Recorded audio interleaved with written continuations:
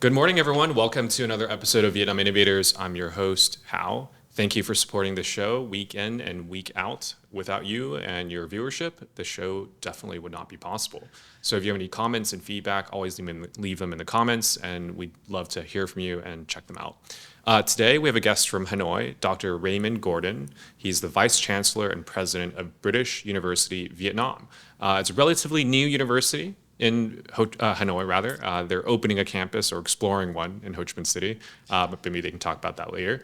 But here in Hanoi, they've been around for a few years, and a lot of work to be done still. Really new brand and campus, but I've been there myself, and it's probably one of the most, if not the most, state-of-the-art campus in all of Vietnam. Go check it out. It's in Echo Park. Dr. Ray, Thank you. Welcome to the studio. Thank you very much, and I appreciate the opportunity. For sure.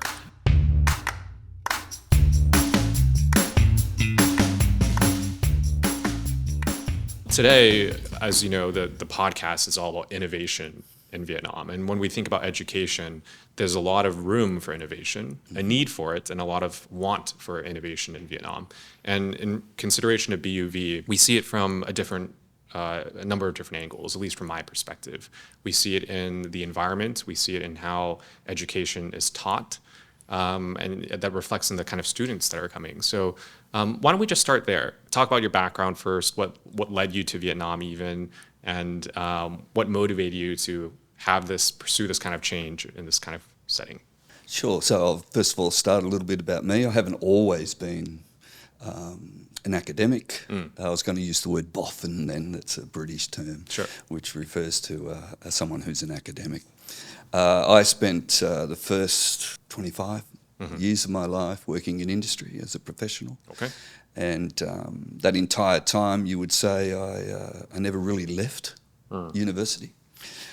Eventually, it moved through, a bachelor's degree and working, and then moved on to I was an engineer actually, and then moved towards management and the management of people and resources and so forth, and hence then a need to learn more about management, and in particular the management of resources and people, which then led to an MBA. And then from there, I moved in sales and marketing and general management in different companies, a number of startups as well.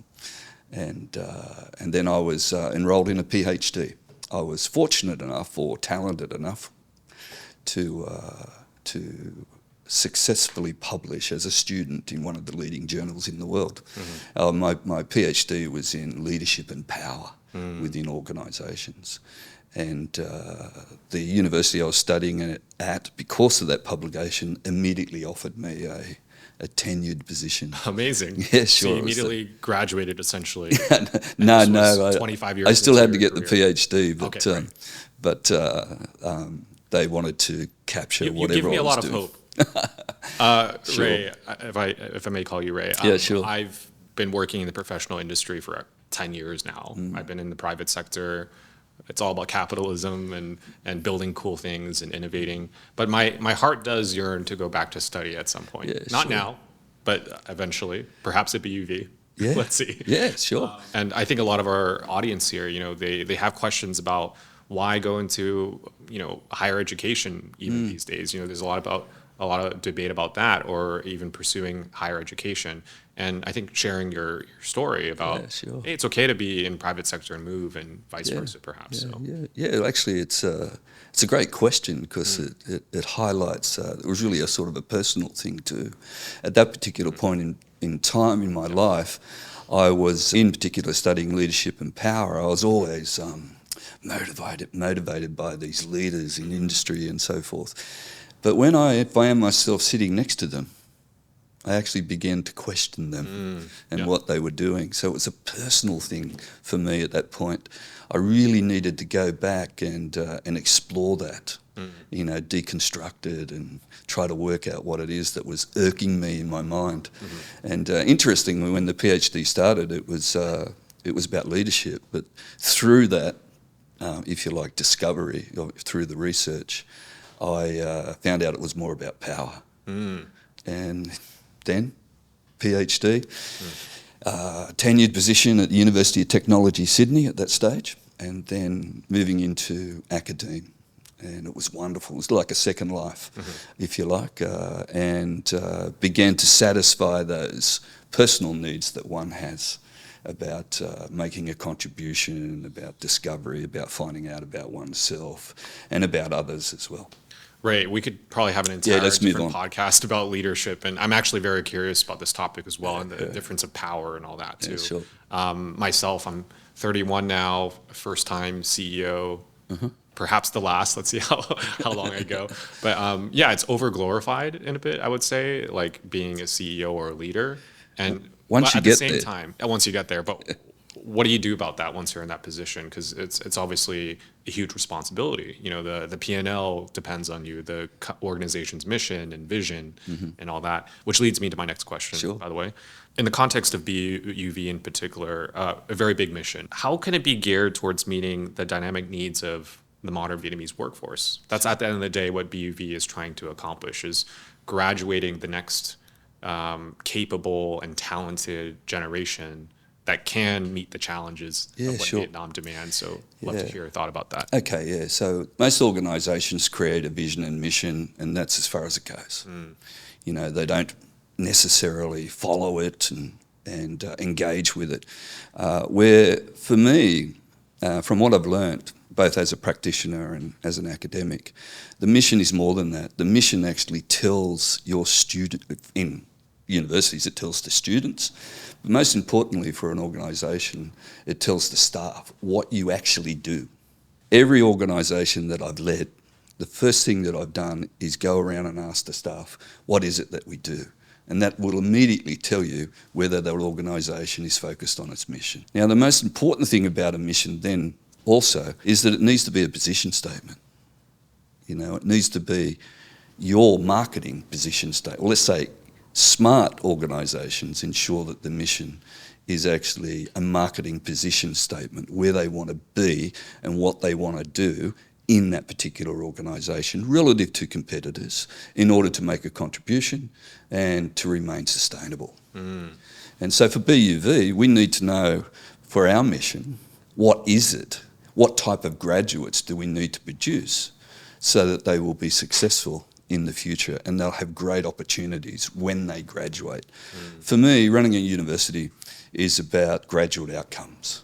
When a student graduates, what's going to be the outcomes? Everything you do in your student experience, all the way to, it's all about how many doors will be open for those students when they graduate. And so hence the world's changing, radically changing. And by the way, we're about to move into another epoch through AI. So we need to produce graduates who can deal and thrive in a destable, radically changing, but also exciting world. Let's talk about that, because big mission and vision, BUV, how do we do that? How does BUV do that? Especially, you mentioned like AI and the need to innovate, or at least keep up with that innovation. Yeah, sure. Let's hear your thoughts on that. Yeah, sure. So when we talk about innovation, we have students, and first and foremost, they need to acquire the skills and the knowledge that underpins their discipline, whether it's business or whether it's medicine or whether it's design, creativity, or whether it's computer science. They need those disciplines. More to the point now, we're focused a lot on cross-disciplines as well. But then having those disciplines won't be enough in the future. It's all about how will they be able to apply them. So then, in order to meet that mission statement, what we recognise at BUV is we need a very different type of teaching. You know, we need a form of teaching and a student experience which focuses on innovation. And how do we actually do that? So in that sense, it's not just about acquiring those skills, it's how they're going to use them when they get out. So what underpins every discipline, whether it's, as I just said, business, medicine, so forth, is, if you like, forms of ideation. You know, it's about collaboration. So for our teachers, we train our teachers and we select our teachers, our academics, and the research that we do is all about, okay, we have a group of students, but we bring them together in the classroom. And in fact, if you come to BUV, you'll see we have round tables. And the technology is embedded in the tables as well, so they can all plug in and so forth. So what our teachers are interested in, okay, we give them the knowledge and the skills, if you like, the foundation, history of knowledge and in their particular disciplines. But then we'll give them problems and challenges and opportunities. And then the teacher's interested in facilitating what goes on when they come together, so that through collaboration, they can discover new things. I have a side question. You mentioned outcomes. Yeah. I love how you think about that, because all types of organizations, not just education, sometimes forgets why you're doing something. It's not just to learn. It's to learn for an outcome, especially for the people receiving that education. So my question for you would be, BUV and the staff and the teachers have a huge pedigree of knowledge and experience. Now, what have those outcomes been for BUV so far in your eyes? And I know the graduating classes have yet to mature in the sense of like 10, 15, 20 years, but what have been those outcomes that you can maybe note for our audience to kind of highlight and take away? Yeah, sure. Well, first and foremost, it's whether or not they get great jobs. Those graduates are in demand. But it's more than that too. You know, we like to, for me, I take great pleasure in seeing our graduates out there making change, and they remain in contact with us as well, the types of people that they become. Another thing too about focusing on the outcomes never remain, or the outcomes, your positioning never remains stable. At BUV, we have a policy where we must review the mission every 3 years so that we remain in context. In other words, the world's changing around us very, very fast, and that's what you were just mentioning. People don't focus on the outcomes. They put something in place and then that remains there, where it needs to change. Otherwise, the mission becomes irrelevant. Okay, so we focus on redoing it. And we've just gone through our mission review, and I was delighted to see the process is, the mission's not mine. It's the students, it's the staff, it's other stakeholders that we have. We involve all of them in the formation of our mission. And for me, I was delighted to see a value proposition come back from that process, from the students in particular.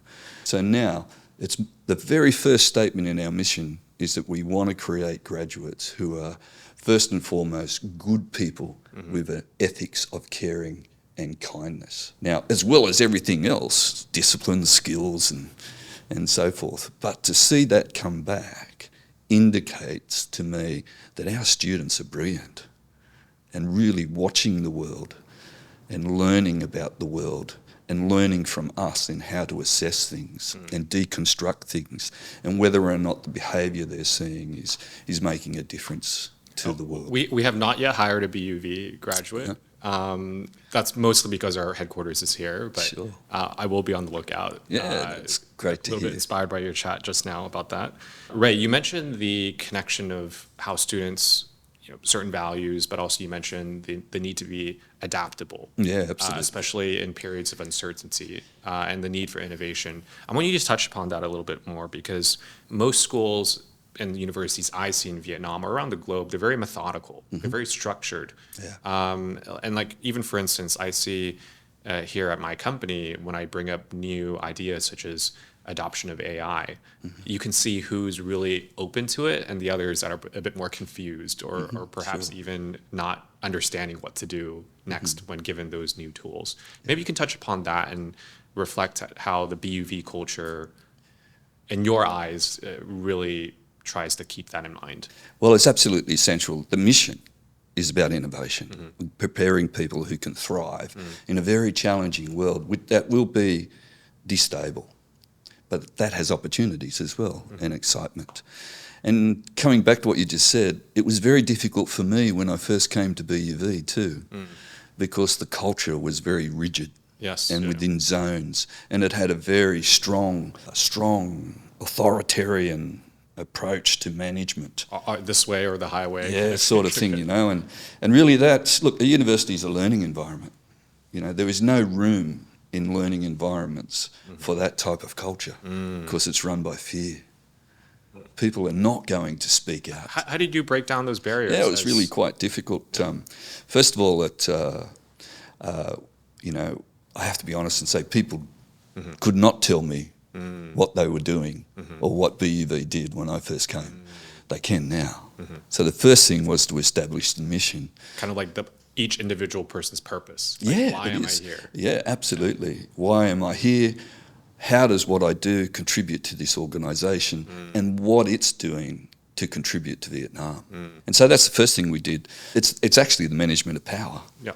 And so I look at your offices. I have to say, listeners, if you ever get a chance, come and look at Vietcetera or Vietcetera, because your offices are designed to facilitate excitement, collaboration. You are bringing people together so that they learn. There's no spatial demarcation of power and so forth, and you've got lots of exciting, beautiful art around them, exciting colours. That's the design of our campus too. You need great spaces that facilitate people coming together and wanting to talk, wanting to give their opinion, not being afraid to do so. So we redesigned the spatial arrangements. We redesigned the structure and took away authority, engaged in team, and most importantly, we introduced ideation. And so now we have rewards for the best ideation for the year, Vice Chancellor's Award for ideation, as well as teaching, as well as research. But it's also about facilitating that mission too. And also within our students, every subject that we do, they're engaged in ideation. It's not just saying we're doing ideation.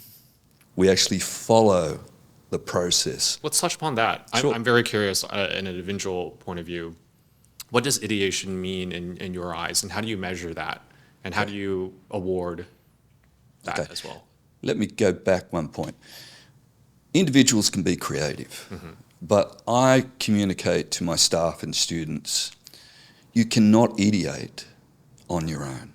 You must have other people, because people as individuals are not necessarily aware that their knowledge they have is not just a good thing, but it's also a bad thing, because it prevents you from that being able to see things.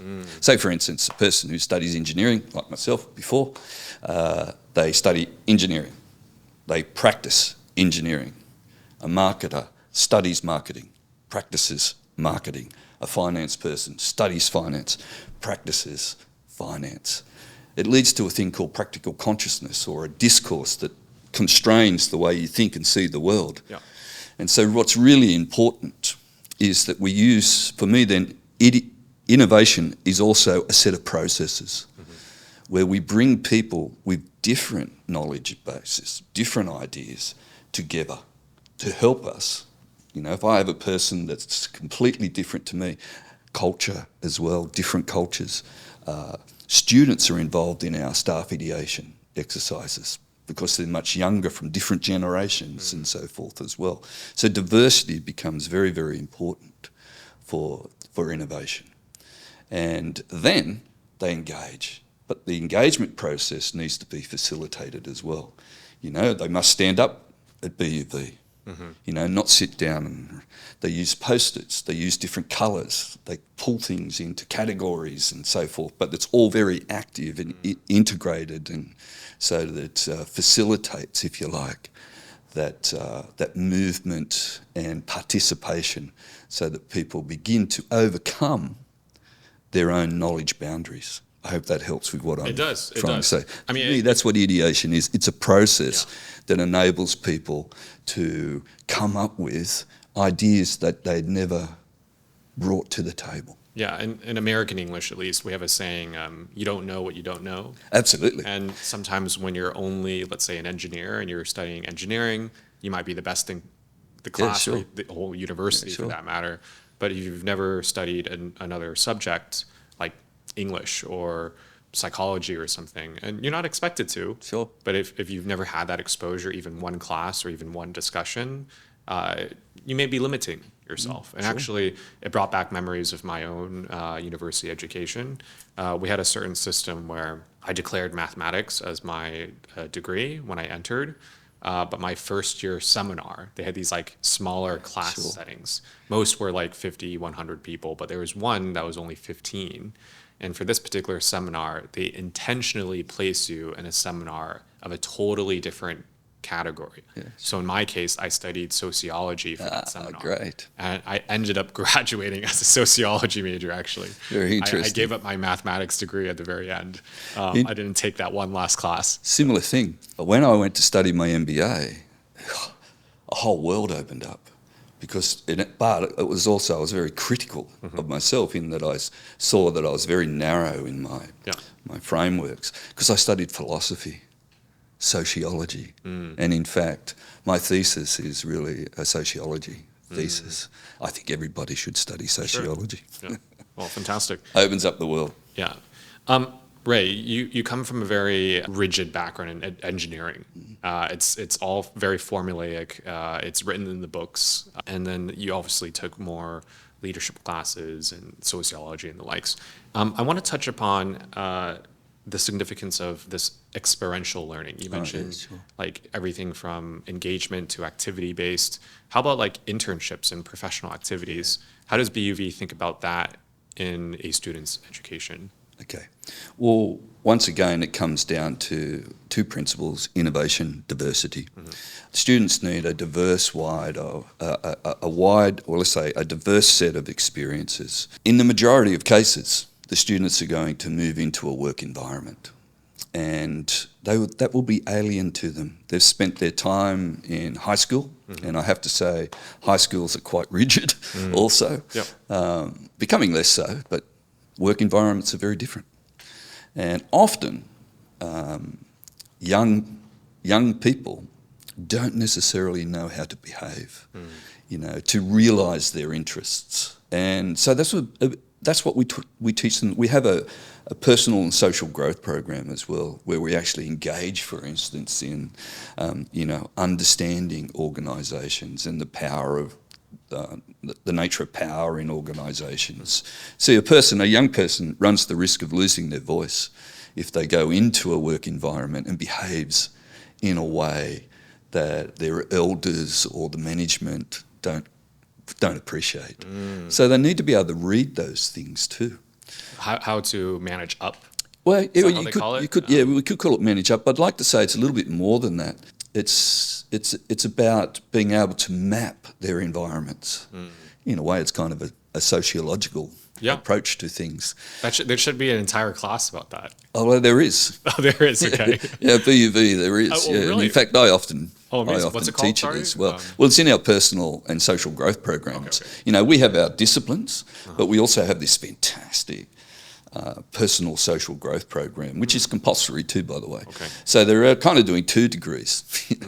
And really what we're doing there in that personal and social growth program is preparing students for the world they're about to go into so that they can realise their interest. It may well be their interest is to change the world, but they'll need to understand that they can't make change if they lose their voice.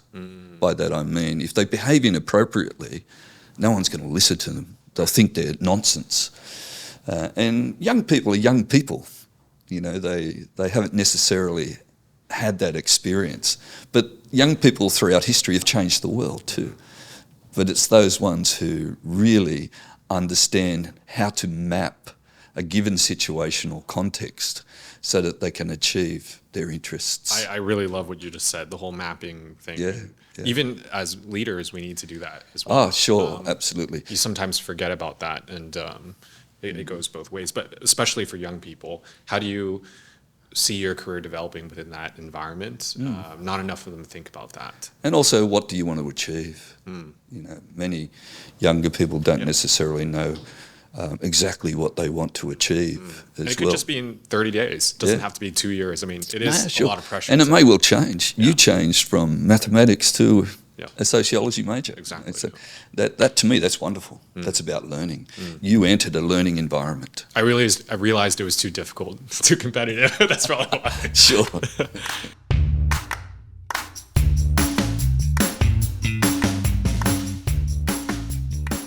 Well, I want to touch upon that, the idea of this traditional job role or traditional education. Like mathematics, very important. Please go study math. Yeah, absolutely. And in we're fact, not saying not. But I'm still into quantum mechanics. Sure. You know, even though I'm a philosopher and sociology, and I'm into all different things. But right at the moment, I'm really turned on by what's happening in quantum mechanics. Very good. In a world where these roles are evolving, and by that I mean, for example, at Vietcetera, we're content creators. We create content. Now, am I a content creator? Sure. But we have a lot of people on our team. They love making 1-minute videos. And some of them are quite significant followers on social media. And I think for even my generation, I'm not like that much older, I kind of scoff at like, oh, content creator, is that a job? And then I've realized over the years at Vietcetera and as our industry has evolved, it is a job. And you don't have to necessarily be a celebrity, right? No. That's not what I'm saying. It's more like there's a generation of new jobs and careers that are evolving. And how do we prepare for this next generation to think in that kind of way, right? How do we explore these unconventional career paths? I'm not saying be a content creator, that's up to you to decide, but and to embrace those kind of trajectories and characteristics. What are your thoughts about that from perhaps a personal point of view or a BUV point of view? From a personal point of view, and actually this is one of the sessions, you know, I don't lecture, so well, I do, I get into the classroom as often as I can, you know, but when I was a professor and teaching and researching, I am a professor still, but it's a little session I had because I have a problem with the word career. You know, like, and if I reflect upon myself, my career, my job life moved through an epoch in time, which was what was open systems, and the world changed. So I would say I never really had a career. And I try to get my students to understand this because they're about to move out into it, and we're about to move into another epoch, AI, where for me, it was not about a mapped out career. What was important, well, let me say this. If someone had told me when I first entered university from high school that I'd be a professor and that I would eventually be a vice chancellor and president of a university, I probably would have been ill. Because it was the furthest thing from my mind. I would never have thought or dreamt that that would happen. But what happened in my career was I was always back at university. I was always acquiring skills, because what I realised very quickly, in changing times, it's not stable. And you're absolutely right, content creators didn't exist there was no such a term. In my time, there used to be only journalists, which still exists. Still exist, of course. There's a new generation coming. So what it indicates is that, and let me also say, the roles and many of the jobs that existed when I was a young person are just gone. The technology's gone, particularly when you worked in computer industries and communications. It's just industries have revolutionised. So for me, what was important was at any one time in my life, how many doors were open for me if something went wrong or I wanted to change.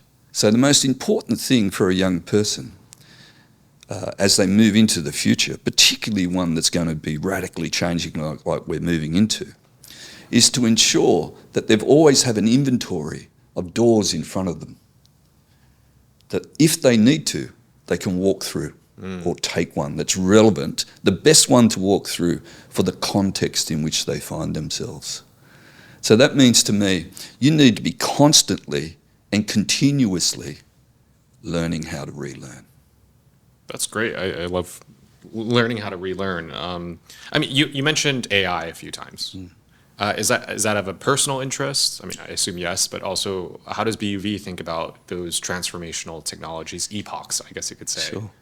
Things like AI. Maybe AI, comment from you about that. BUV at the moment are all over it in a colloquial term. I'd love to hear in what ways, like, you know, day-to-day student implementation, like curriculum and teaching, or is it more on the like building departments all around that? BUV understands its mission is to prepare people for the future, young people to thrive.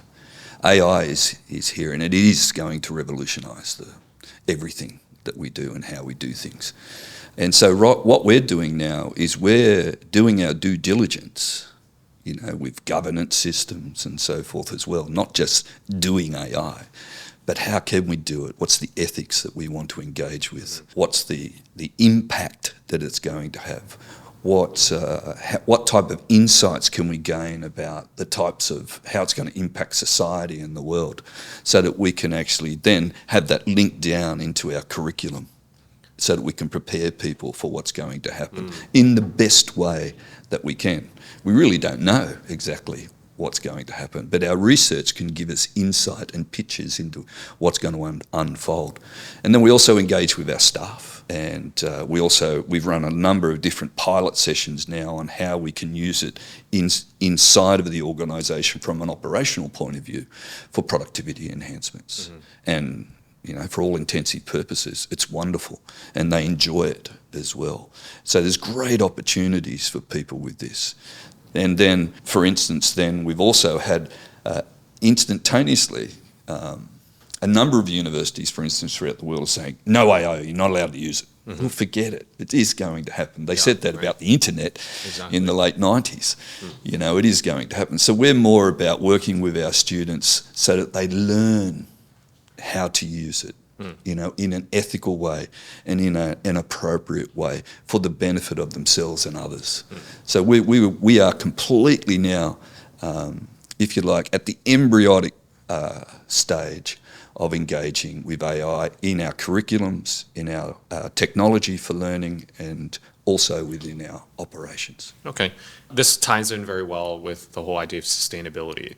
Sustainability comes, in my eyes, in kind of two ways. Sustainable business practices, like how do we run organizations sustainably, but also the more environmental things, which is what most people think of when we mention the word sustainable.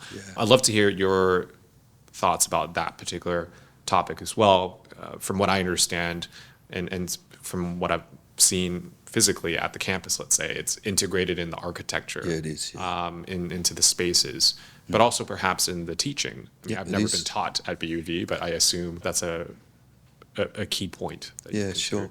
I look at sustainability in a way that it's struggled, the sustainability lens, both from an ecological point of view, but also sustainable business. It's struggled for legitimacy. And you can understand that too when you look at countries around the world where people are more worried about having food on the table than they are necessarily about sustainability principles and so forth. So what's been really important, I followed the political lens as well on this, and how it's been able to gain legitimacy, and I'm so glad that it has. So there's an altruistic point, we really want to do the best thing for the future and leave a world that people can flourish in, our children and our grandchildren and so forth. But without legitimacy, it'll be difficult to do that. And it's been able to now fight and acquire legitimacy right throughout the world. Now for Vietnam, and I'm thinking about sustainability for Vietnam and its lens and its legitimacy. Vietnam, it's an emerging economy, and there are people who are interested in food on the table as well. And so it's been difficult for the sustainability lens to gain legitimacy inside of Vietnam. However, in recent times, some things have happened. Vietnam, in order to emerge, to continue to move forward in its development, needs foreign investment or needs investment. And now all of the large-scale investment funds have announced that they will not engage or give funds to projects who are not considering sustainability principles and practices. And your government has now, or the Vietnamese government has now said they want to move towards carbon neutrality by 2050. The message is clear now. That means that all small businesses and businesses will be subjected to regulatory or regulation that will demand sustainability. So that it's going to, in a way, push and force Vietnam to move on that in that particular. When people say and think of sustainability, and I was a suspect of this many years ago when I was a bit younger, I guess, we associate that word with a challenge, difficulty, expensive, which may or may not be true. And how does that apply to things like accessibility? So my question for you, Ray, is in the university context, those sound like all great things. And I'm sure it takes a lot of effort and time and money to do that. But at the same time, it could remove accessibility in a way, right? In terms of, especially for students, we invest so much into these very good, perhaps necessary changes, but it does inhibit accessibility for students to join that environment, perhaps. I'd love to hear your thoughts on that and how BUV, if anything, has done to do both at the same time, if possible. Yeah, very important to us, and very important. It's a fundamental measure in an economy, or for sustainability of an economy. And I think what you're considering or talking about is mobility. And in an economic sense, mobility is the ability for a lower, let's say a person that with lower income and so forth, their ability to be actually better themselves in education and in standard of living. And it's a fundamental measure, as I just mentioned. Say the World Bank and other types of economic watchers are always looking at mobility in economies. And so it's a very, very important thing. And for BUV is a private institution positioned in a premium segment of the market. Yes. Now, the reason we're positioned in a premium segment of the market is because our business model demands it. So we can't sustain ourselves, sustainability, unless we position ourselves in a particular way. But what we can do is we can provide doors that open up for people from lower economic positions within the economy, within Vietnam, to have access. And that's what we do. That's the primary focus of our scholarship system. But not just that. Universities are all about how they serve their communities. And so I'd love to show you the things that our academics and our students are doing too, in order to engage with that level of communities, in order to help them better themselves as well. And as we move forward and our business model becomes stronger, you are right, we're a relatively new university, and we need to have a certain number of students before we can weather, if you like, the storm of change and in jolts to the actual business. And for our audience that's not too familiar with BUV, at least the size and the ambition of where it wants to be, how many students currently? Yeah, we have about 2,500 students. And where now. do you see that going in the future? Yeah, we expect to have more than 3,000 at the end of this year. One of our key goals is to move to 5,000 students as fast as we can. You've seen the campus; it is magnificent, and in actual fact, it's been voted as one of the best campuses in Southeast Asia. Okay. And please, if you go to our website, have a look at we have a video there about the master plan for where it will go. We're in the middle of phase 2 now. It's been constructed at this stage. It'll be finished by January 2025, and then in 2028 we'll finish phase 3. And by phase 3, it'll 10,000 students? 10,000 with the option. We're designing it with flexibility so that we can actually, if it grows further, we can take on more students as well. But a university needs to get to 5,000 students in order to have a revenue flow that enables it to then weather things like COVID or some other type of jolt and so forth. In other words, high fixed costs you've got to get returns on. But then also to serve the community with research, to serve the community with creating opportunities for mobility. And that's completely within our sustainability lens and our model for moving forward, our business model for moving forward. Very good. Well, talking about moving forward in the future, what kind of legacy do you see BUV leaving in 10 years' time or perhaps longer? I would love to hear your vision behind that. Sure. It's kind of influenced by me personally as well, in that I often refer to myself as a Nietzschean Democrat. Okay. Which is kind of a paradox. So, that means I'm a Democrat, but I'm also a pragmatist, and so for me, legacies are not what I'm interested in necessarily. I'm interested in people and bringing people together. But if there was a legacy, and this would be BUV's legacy as well, okay. It's in our students. Well, hopefully more of them will be working at Vietcetera very soon. Yeah. I'll be on the lookout personally. Thank you, Ray, for that insightful sharing about education at large and Sure. little tidbits about leadership and power and management. I think I personally learned a lot today, and I'm sure our audience has some follow-up questions. If you have any comments, questions, please leave them in the chat box, and we'd be happy to get to them and perhaps share a bit more information to you guys later and better inform about what kind of content we could be making for you guys. So to wrap up today's podcast, we're just going to do some rapid fire questions with Ray. These questions are designed for you guys to quickly understand some of the new values and new missions that BUV has been building towards. So Ray will be answering them here today.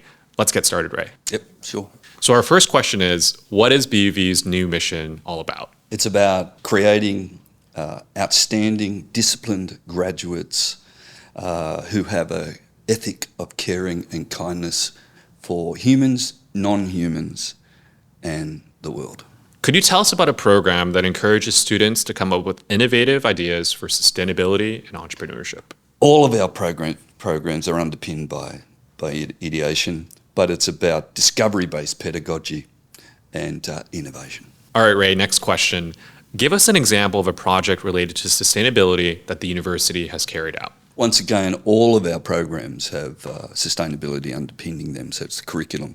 But then also, if it's one thing, take a look at the Eco Pavilion in our in phase 2 of our campus. How does BUV use unique teaching methods or technologies to enhance learning? It's referred to as discovery-based pedagogy, as I just mentioned, but even new or more recent, we have what's called PIL, which is purpose-based impact learning, which is all about discovery and making an impact in the world and demonstrating it.